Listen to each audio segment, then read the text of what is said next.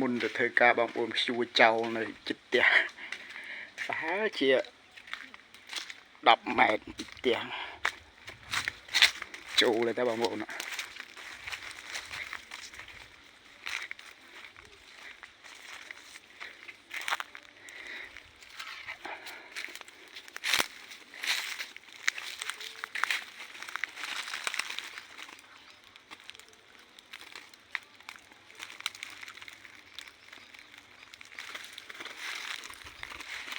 បងប្អូន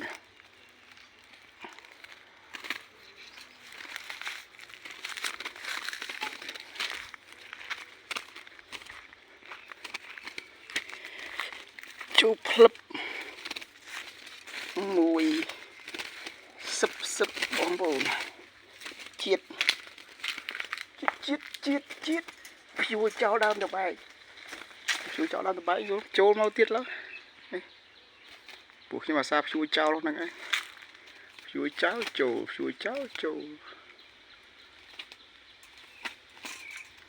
នេះ